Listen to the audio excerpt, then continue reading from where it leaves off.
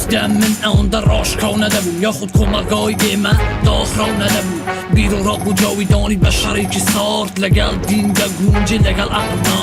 تو که فهم و حقیقت لیک جدا ناکی من خوینت پیشان دادم وکو خوی سوخ چیروکی راستقینت با همو خلق دگیرم بلی اوام منم هفگیری آلای بیرنگ دم هوی بد پیکم بگوله حقیقت با آزاری هوشیاری کاتکان برای کی حال گرد شک مونه هشتنی گمان بودو زینوی واقعی دروی زمان دادوری بنچینه حکمرانیه یکسانی بنچینه دموکراسیه بلام یکسانی و تگال تبو پیکنین ده سرزاری ایوه اینا یکسانه کن خواب و آورمانا وستی لگلدانی شکاو میشک نامینی لسری برکراو لدراو هر کس لآست خوی تیده گال ده سلات مرگ و تجیری لگیل خانه ای ولات کسکان زورن که خوانی هستی درن به پیچوانه هندک و کاری ماری دلن منیش دلم کی خون بوری خومم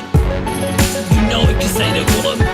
کسکان زورن که خوانی هستی درن به پیچوانه هندک و کاری ماری دلن منیش دلم کی خون بوری خومم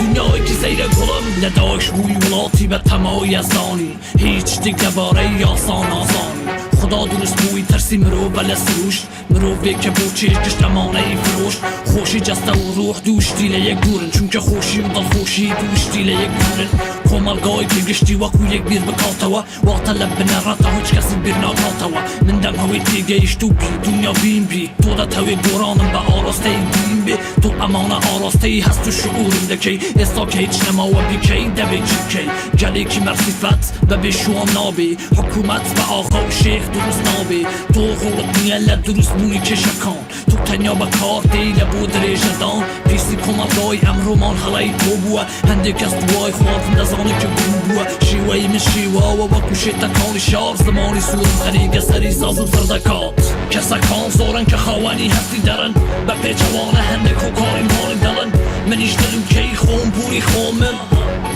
دنیای که سیر گلم کسکان زورن که خوانی هستی درن به پیچوانه هندک و کاری ماری دلن منیش دلم کی خون بوری خومم دنیای که سیر گلم